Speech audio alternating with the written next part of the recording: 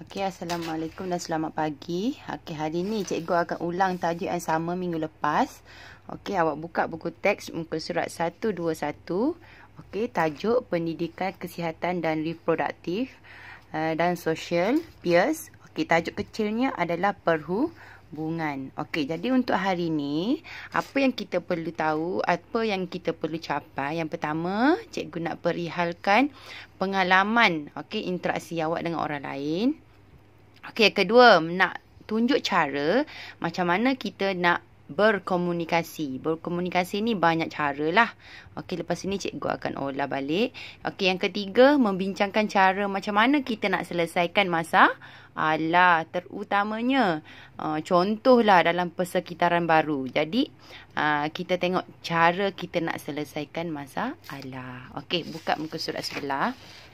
Okey, pertama sekali sebelum kita pergi kepada lebih jauh, okey, kita tengok dulu apa itu persekitaran baru. Okey, persekitaran baru ni sebenarnya maksudnya kita contohlah kita masuk kelas peralihan pada awal tahun, jadi kita dapat persekitaran baru. So kita mesti tahu macam mana nak berinteraksi dengan orang lain. So untuk hari ni kita tengok kemahiran interpersonal, ataupun dekat atas ni awak tengok kemahiran interpersonal.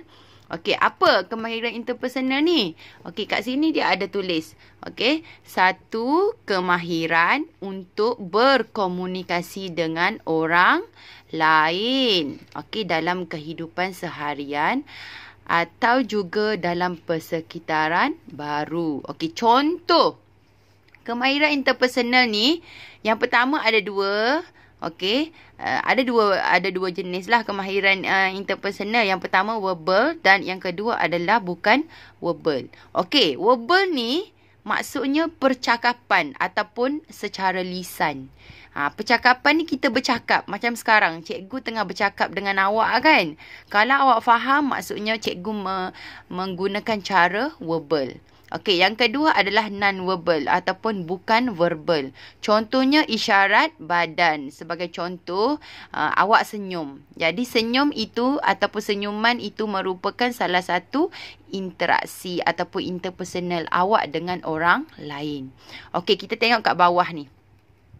Beberapa kemahiran yang awak perlu tahu ataupun yang awak perlu kuasai supaya kemahiran interpersonal ni berjaya lah.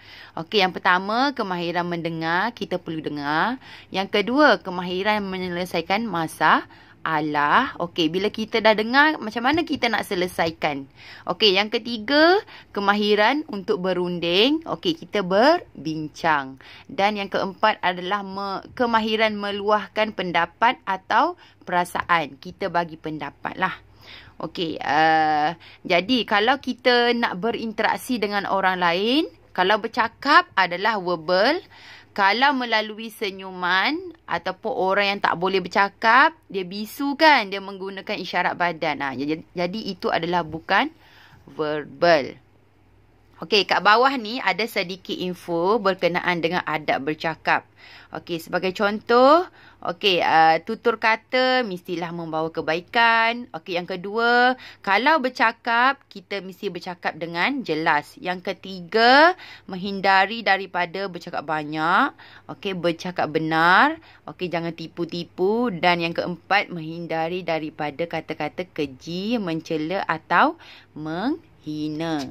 Okey, boleh faham Jadi, dekat atas ni awak kena tahu kemahiran personal, interpersonal ada dua. Satu, dua.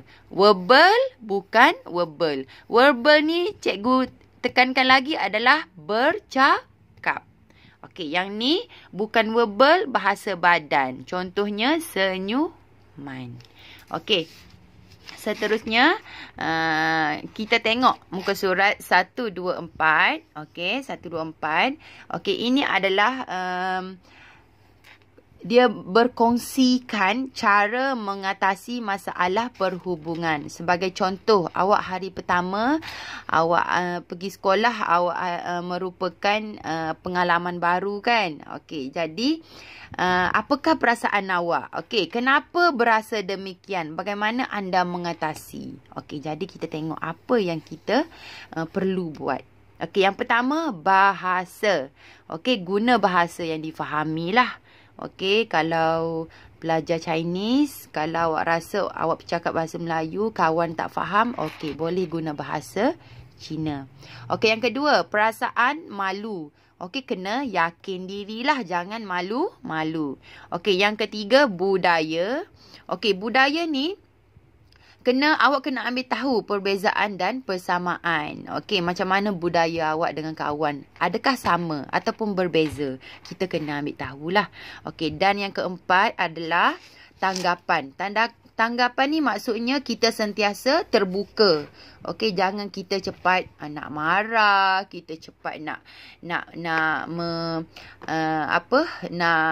bersalah sangka ataupun salah sangka pada kawan, tak boleh. Kena sentiasa terbuka dan sentiasa positif. Okey, minggu lepas cikgu ada bagi latihan pada awak. Ingat lagi tak? Okey, malangnya masih ada lagi yang belum buat. Okey, tengok latihan 20 hari bulan cikgu ulang untuk hari ini.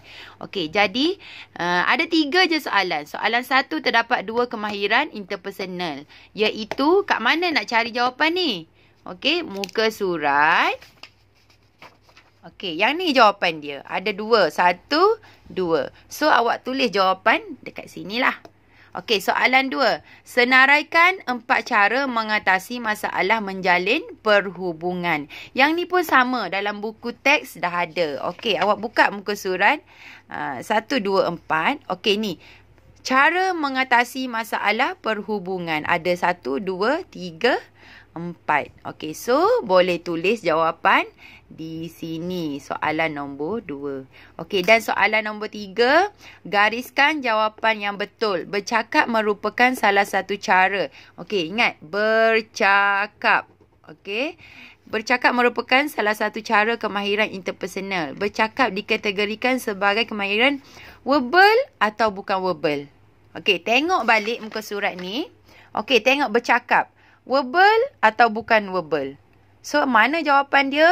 Awak gariskan. Kalau verbal jawapan dia, awak garislah. Okey, kalau bukan verbal jawapan dia, gariskan.